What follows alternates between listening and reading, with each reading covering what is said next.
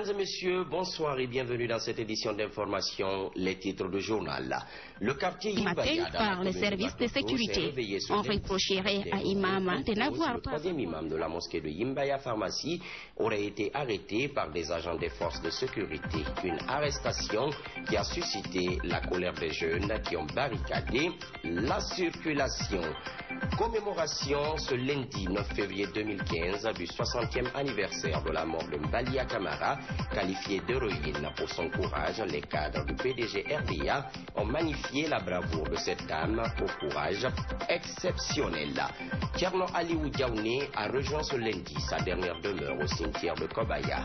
Le corps de l'ex-coordinateur national du Fonds de consolidation de la paix au niveau du système des Nations Unies a été exposé ce matin au Palais du Peuple. Une occasion pour les membres du gouvernement de rendre les mérites de l'homme. Mesdames et messieurs, bonsoir et bienvenue. Les élèves du centre de réinsertion socio-professionnelle NIMBA étaient fortement mobilisés ce lundi devant la présidence de la République. Accompagnés de leurs parents, ils étaient venus solliciter une audience auprès du président Alpha Condé qui avait promis de venir au secours de cette couche. Une aide qui tarde à venir grâce à la mauvaise foi de certains cadres de la présidence et du ministère de l'Action sociale. Les détails avec Lansana Traoré. Aujourd'hui c'est lundi, je pense que c'est le 10. Si on ne nous reçoit pas, demain le 11, on va venir. Après-demain, jusqu'à X, tant que ce n'est pas réglé, on serait là. Ce sont ces propos qui ont donné le ton de ce sit-in. Depuis 21 ans, le centre Nimba existe. Il a contribué à l'insertion socio-professionnelle des handicapés en Guinée. Déjà, 5 promotions sont sorties de ce centre avec des aptitudes en cordonnerie, couture, musique et autres. Assisté par les Hollandais, ce centre est confronté à d'énormes difficultés de nos jours. Informé, le professeur Alpha Condé aurait instruit le ministre secrétaire général à la présidence et la ministre de l'Action sociale de lui faire parvenir les besoins de ce centre en vue de prendre des mesures adéquates. Depuis le 14 février 2014, rien n'a été fait selon les responsables du centre, d'où cette mobilisation. Le 14 février 2014, le président, il a mandaté Kiridi pour nous dire que vraiment, il ne savait pas que ce centre-là existait et qu'il n'a jamais vu un centre structuré comme ce centre-là par la bouche de Kiridi. Et ce que j'ai entendu, qu'on a tapé à les portes, mais cette fois-ci, on a tapé à la bonne porte. Il nous a diligenté vers Madame la ministre Sanaba Kaba qui était nouvellement nommée. Et aujourd'hui, jusqu'à présent, ça traîne. Et ses enfants, ils sont contraints. Ces enfants du centre Nimba sont sous une menace de nos jours. On voulait acheter le centre et c'est ce qui a été posé comme problème au président de la République, il a accepté. Et maintenant on se retrouve, les enfants ils n'ont pas commencé à étudier. Est-ce que les autres enfants qui ont commencé à étudier sont plus guinéens que ces enfants handicapés? Est-ce qu'on ne doit pas étudier parce qu'on est handicapé? Le propriétaire demande 850 millions, ce qui fait 121 000 $. Et ça c'est minime dans le budget guinéen. Si ce n'est pas un refus. Les handicapés, quant à eux, sollicitent l'aide de l'État pour sauver ce centre. Le président, ce qu'il a fait, il a promis 50 écoles dans tous les territoires guinéens. Mais il n'y a aucune école pour les handicapés. Même si des écoles aussi, on doit faire pour nous aussi, on doit quitter dans la rue. Parce que la mendicité, ce n'est pas bon pour nous, quoi. Ce sit-in devant la présidence Sékou Touréa a interpellé les cadres de l'action sociale qui ont convoqué une réunion d'urgence avec les responsables du centre. Qui est-ce qui pousse les pions dans cette affaire? Le dilemme est sans équivoque. Les jeunes de Imbaya dans la commune de Matoto ont manifesté très tôt ce lundi dans leur quartier. Ils réclament la libération immédiate du 3e imam de la mosquée de Imbaya Pharmacie, arrêté ce matin pour, dit-on, un problème d'Ebola par les services de sécurité. Nabi Kamara, Maniankondé, reportage. C'est devant cette mosquée que le 3e imam de Imbaya, El Haj Mohamed Souma, a été arrêté ce lundi matin par les services de sécurité. On reprocherait à Imam de n'avoir pas répondu à 3 convocations pour un problème d'Ebola. Informés de cette arrestation, les jeunes de Imbaya ont pris d'assaut les rues pour réclamer sa libération. Ce témoin qui a assisté à la scène explique les circonstances dans lesquelles l'imam a été arrêté. Nous sommes sortis ensemble de la mosquée avec l'imam. L'imam s'est dirigé vers les bananiers. De là, j'ai vu 3 policiers qui l'ont attrapé et l'ont embarqué dans un pick-up. J'ai crié au secours et les jeunes sont sortis, mais il était trop tard. Parlant des causes de l'arrestation de l'âge Mohamed Souma, les avis restent partagés. Ce qui a fait que les populations de Imbaya se sont révoltées ce matin, ce sont les forces de l'ordre qui ont arrêté notre premier imam ce matin dès qu'il est sorti de la mosquée. Ce qui a fait que les populations de Imbaya se sont révoltées ce matin, ce sont les forces de l'ordre qui ont arrêté notre premier imam dès qu'il est sorti de la mosquée à cause d'Ebola. Mais ce n'est pas le cas. Nous allons continuer à manifester tant que notre imam ne sera pas libéré.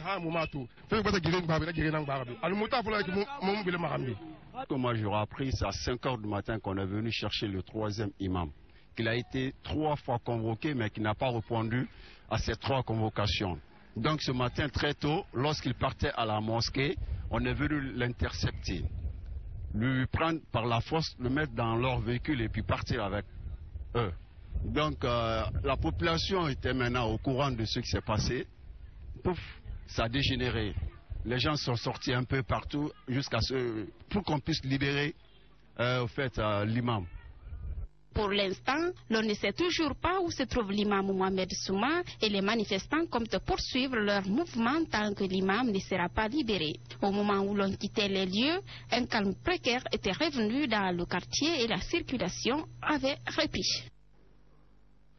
Cette manifestation des jeunes de Imbaya a enregistré des dégâts matériels considérables. 2 minibus ont été calcinés, les pare-brises de certains véhicules brisés et le domicile d'un policier résidant dans le quartier complètement saccagé et vidé de son contenu. Alpha Oumar Bari. Les manifestations de rue à Conakry se soldent toujours par des dégâts matériels importants. C'est le cas de celle de Imbaya de ce lundi matin. Ce sont 2 minibus de la société navale qui ont été complètement calcinés par les jeunes mécontents. La résidence d'un lieutenant de la police de ce quartier a été aussi saccagée et vidée de son contenu par les manifestants. Ma femme, ils m'ont appelé, ils ont gâté ma maison. Ils prennent 2 500 000, un petit congélateur, un petit écran. Ils ont tout. Avec le riz, ils ont gâté mon riz. Les paisibles citoyens qui vaquaient tranquillement à leurs affaires n'ont pas été épargnés. Ils ont subi les exactions des forces de l'ordre. Les forces de l'ordre sont venues me trouver dans mon garage. Je leur ai dit partez, c'est moi qui suis le chef du garage. Un policier m'a dit pourquoi tu me dis ça? C'est en ce moment qu'ils sont venus me tabasser en me donnant des coups de poing jusqu'à ce que mon épaule ait été fracturée. Mais les jeunes sont venus me sauver, sinon ils allaient me tuer. Moi, j'étais couché à la maison, je suis sorti, je voulais partir en ville. J'ai trouvé que la route là s'était barrée. Je suis venu maintenant, quand je suis venu, j'ai pris ma véhicule, je voulais sortir. Effectivement, les policiers sont venus de me faire arrêter. Un autre même a coincé mon véhicule, l'a fait rentrer sa main pour enlever la tête de mon radio. Tu as vu ça, non? Après, il est même me fourrier même, il voulait même de prendre mes téléphones même. Mais je n'ai pas donné ce temps-là. L'autre là aussi sont venus, ils ont tenté de me coincer maintenant, casser tout mon vide maintenant. Le droit de manifester est reconnu dans la constitution guinéenne, mais cela ne veut pas dire qu'il faut s'attaquer au bien d'autrui. Les forces de l'ordre doivent aussi assurer la sécurité des manifestants. Cela permettra de limiter les dégâts. La lutte contre l'épidémie d'Ebola, c'est aussi à la frontière entre la Guinée et la Sierra Leone. Des dispositifs sanitaires sont mis en place au poste de contrôle douanier commun, mais certaines personnes évitent la procédure en empruntant des routes contournantes. Mamadi de Condé, reportage. Les passagers en provenance de la Guinée s'identifient tout d'abord ici avant de passer au contrôle des documents de voyageurs. L'examen des papiers, un passage obligé pour tout individu. Nous avons la voie immigration et immigration, c'est-à-dire ceux qui sortent et ceux qui rentrent. Donc ils viennent vers nous, on leur donne la place, ils viennent maintenant nous mettre dans les cachets. On regarde d'abord si les dossiers sont conformes, sont dans les règles. Puis maintenant, on fait les formalités, on met le cachet, puis ils continuent. Ceux qui doivent sortir, ils sortent. Ceux qui doivent rentrer, ils rentrent. À cause de l'épidémie d'Ebola, des dispositifs de contrôle sont installés à la frontière entre la Guinée et la Sierra Leone. Pour avoir accès au territoire guinéen, le lavage des mains et le contrôle thermique sont obligatoires pour toute personne. Notre travail consiste à contrôler les passagers en provenance de la Sierra Leone qui entrent en Guinée. Nous les contrôlons. S'ils ne présentent pas de fièvre, ne présentent pas d'autres symptômes, nous leur donnons un ticket pour qu'ils aient accès au territoire guinéen. Les routes ordinaires ont été barrées pour obliger les passants à se faire contrôler, mais la procédure n'est pas respectée par tout le monde. Certains passent soit par la bourse ou moyennant une somme forfaitaire. L'ancienne route s'est supprimée. Nous sommes partis voir les cadres lyonnais de nous aider, à freiner tout ce qui passe ici, afin de les soumettre au contrôle d'Ebola. Est-ce que vous aimez? Mais ils ne veulent pas le faire. Parce qu'ils veulent prendre l'argent seulement, afin qu'on laisse tomber les gens pour passer. Et chez nous, quand tu barres ici, il y a une route secondaire qui contourne vers Balamouya là-bas, qui sort directement chez les Lyonnais. Ils voient ça à vue d'œil, ils refusent.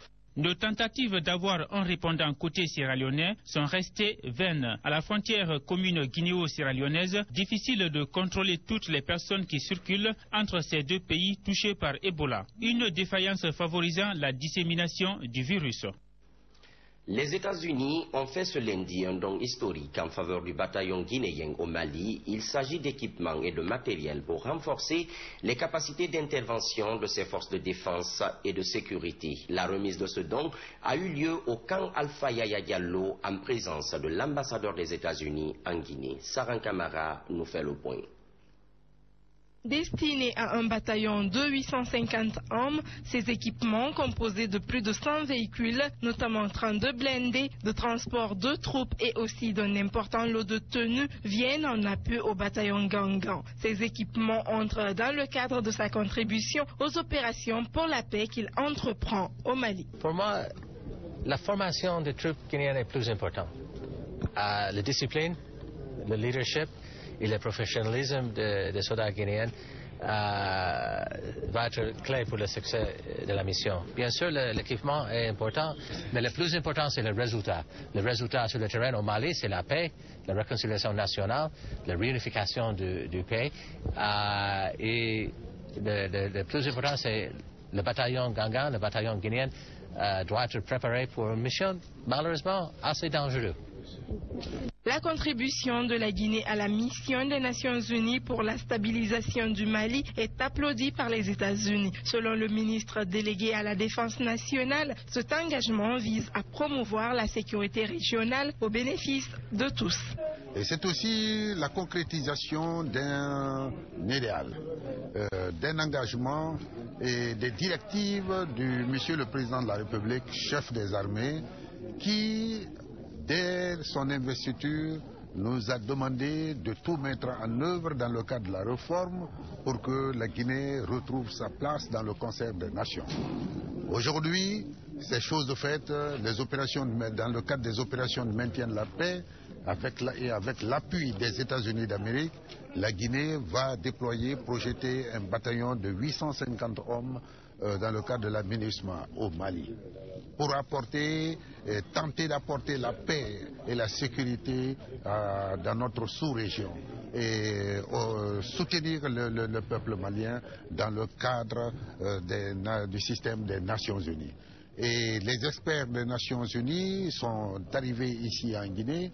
Tout ce matériel-là, avec les hommes qui doivent en disposer, ont été entendus et examinés, et une certification a été faite.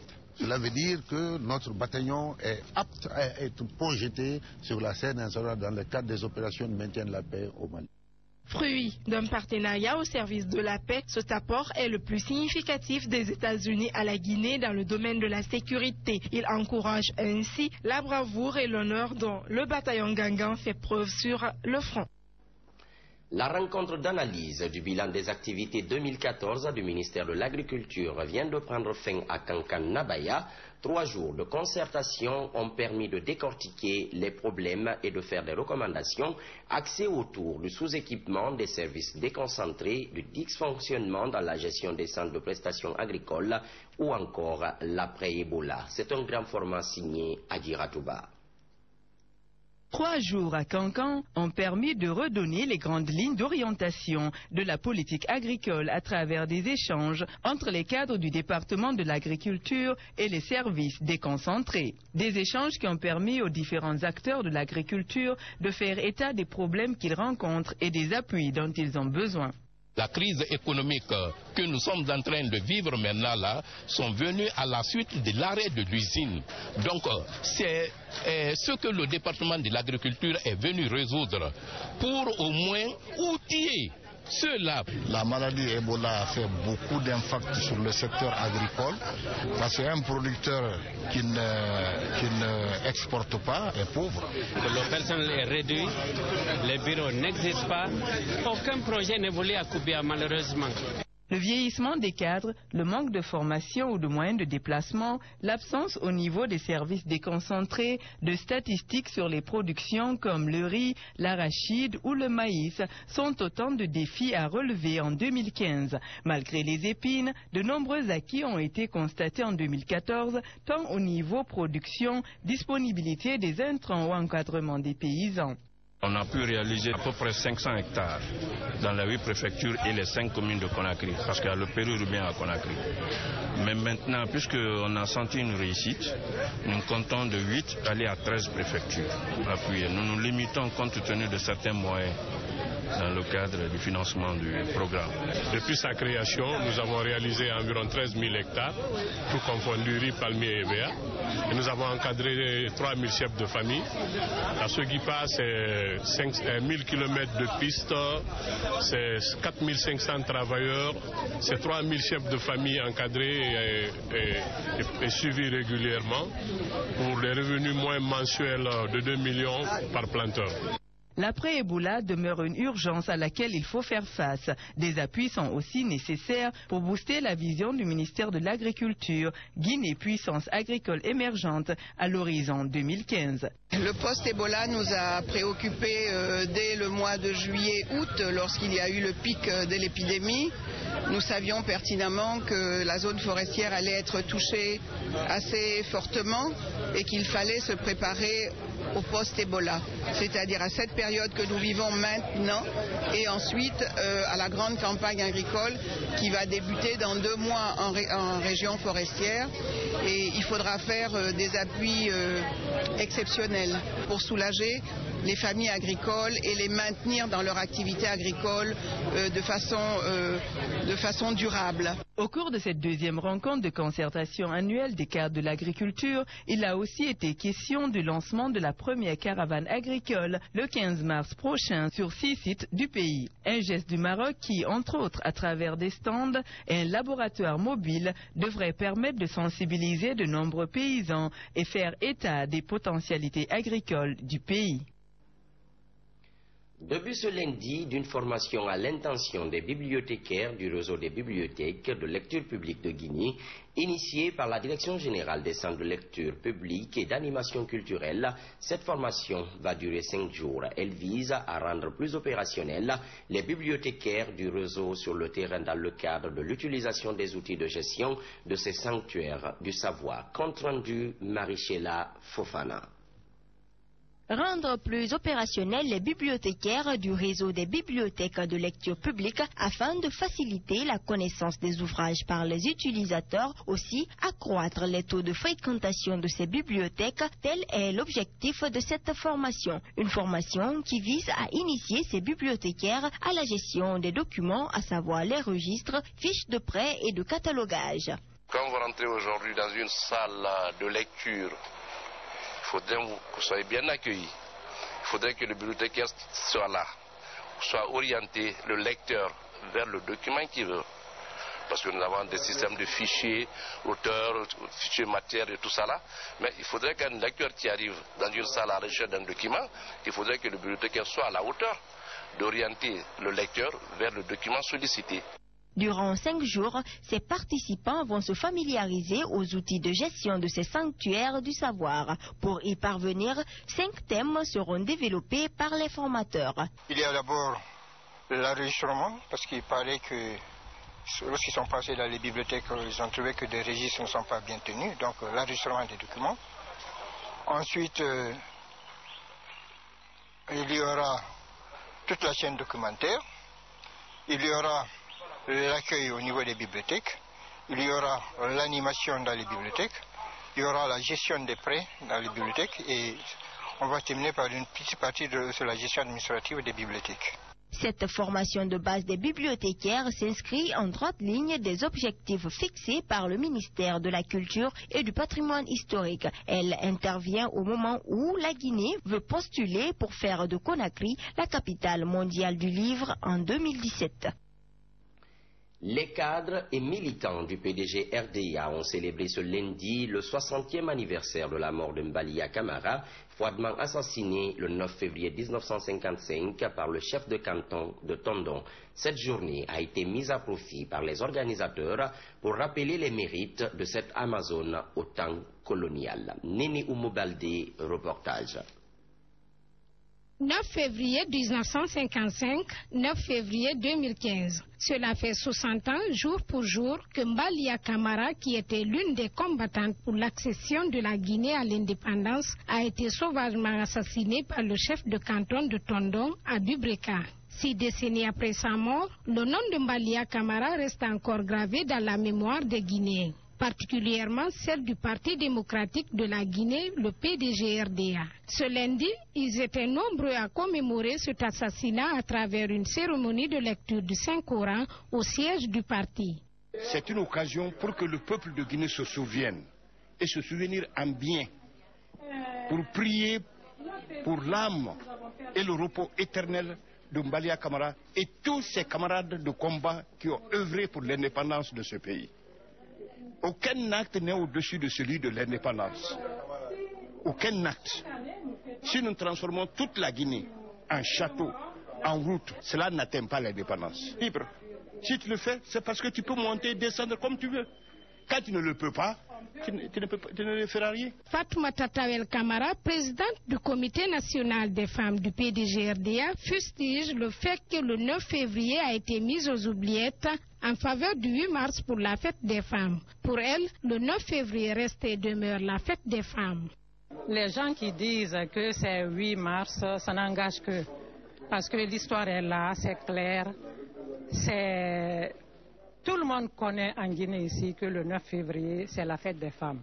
Parce que Mbalia Camara a sacrifié sa vie pour la lutte de libération nationale. Jusqu'à preuve de contraire, pour le PDG RDA, le 9 février reste et demeure la fête nationale des femmes. Pour la représentante du ministre de l'Action sociale et de la promotion féminine, Mbalia Camara était une femme exemplaire. C'est devenu une tradition pour le PDG RDA. Nous les félicitons, nous les remercions et nous les encourageons pour cette belle initiative. Et nous souhaitons que Mbalia Camara soit vraiment une femme exemplaire pour toutes les femmes de Guinée. La femme est le baromètre de la société. Si la femme veut, elle le peut. Rappelons que Mbalia Camara fut la première responsable du comité des femmes du PDG-RDA à Tondon dans les années 50. Le mouvement de soutien Alpha Kafo à Kaké était ce lundi face aux journalistes à Conakry. C'était pour parler des actions du professeur Alpha Condé depuis son élection en 2010. Créé après une longue réflexion sur les progrès actuels de la Guinée, ces jeunes ont pour objectif de soutenir les actions du président de la République, Bernard Koundounou. Alpha Kafo, Alpha Kaké est un mouvement de jeunes qui a pour vocation le soutien aux actions du professeur Alpha Condé. Ceci après avoir adhéré aux actions du président de la République. Ces jeunes ont pris l'initiative de rendre publics les projets entrepris par le chef de l'État depuis son élection en 2010. Nous avons tiré les leçons des élections législatives passées Nous sommes dit qu'il n'y a pas suffisamment de communication autour de ce que le procès fait. Le citoyen lambda n'est pas suffisamment informé. C'est la raison pour laquelle nous, jeunes de Guinée, nous avons décidé de mettre en place cette association pour apporter vraiment notre soutien à ce que le procès est en train de faire. Pour cette première conférence de presse, le mouvement s'est penché sur les progrès de la Guinée. Si beaucoup de choses ont bougé, le président du mouvement reconnaît des défaillances qui, selon lui, seront corrigées. Le professeur est en train de faire un changement extraordinaire en un laps de temps. Durant 4 ans, il a fait ce que les autres n'ont pas pu faire pendant 24 ans. Voilà, c'est extraordinaire. Il faut informer le peuple par rapport aux changements institutionnels et les changements structurels sur le terrain. S'il y a des manquements, nous sommes aussi un groupe de propositions. Et de jour en jour, on rencontre le président de la République pour aller l'expliquer, pour aller lui proposer vraiment ce que nous constatons qui n'est pas bien. On lui propose de changer. Ce mouvement bénéficie du soutien de plusieurs personnes. C'est le cas du recteur de l'Université générale Lansana Conté de Sonfonia. C'est un mouvement qui est appelé à grandir avec le temps.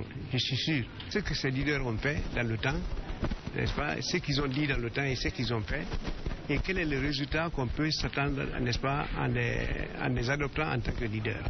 Et ça me paraît extrêmement intéressant de ce point de vue-là. Donc si on externise une telle pratique, pour qu'à la fin de chaque mandat, par exemple, on dise à l'université de regarder le parcours des chefs d'État, c'est vraiment très élogieux. Et c'est un rôle extrêmement important que l'université, en principe, doit pouvoir jouer. Le mouvement Alpha Kafo Alpha Kake compte élargir son plan de communication, celui de passer de porte à porte pour la sensibilisation.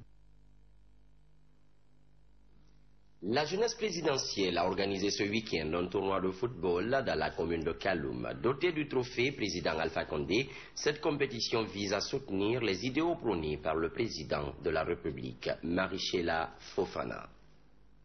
Ce tournoi de football doté du trophée du président de la République, professeur Alpha Condé, est une manière pour la jeunesse présidentielle Alpha Condé de démontrer sa motivation, celle de mettre en exergue sa reconnaissance aux efforts du chef de l'État dans le processus de développement de la Guinée.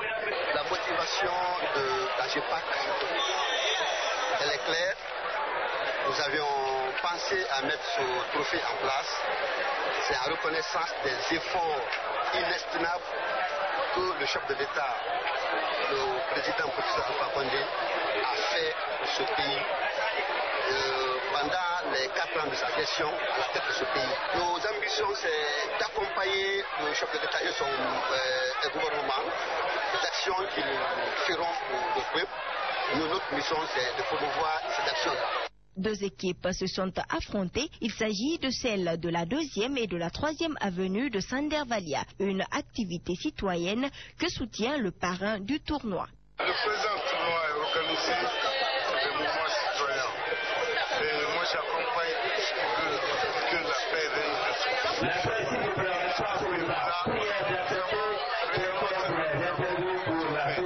La jeunesse présidentielle Alpha Condé est une association créée depuis 2010. Sa mission principale est d'accompagner les actions du chef de l'État et de son gouvernement. Ce tournoi a mobilisé plusieurs hautes personnalités du pays triées sur le volet. Des prestations artistiques des grandes vedettes de la musique guinéenne et africaine ont mis un point d'honneur sur cette manifestation sportive. L'ancien ministre de la Jeunesse et des Sports, assassiné vendredi dernier par des inconnus à Conakry, a regagné sa dernière demeure ce lundi. Le corps de Thierno Aliou Diaouné a été exposé au Palais du Peuple. Né en 1961, l'ancien ministre sous la transition était pétri de talent, social et rigoureux dans le travail. Amis, parents, collaborateurs et membres du gouvernement lui ont rendu un vibrant hommage. Mfali Guilavogui.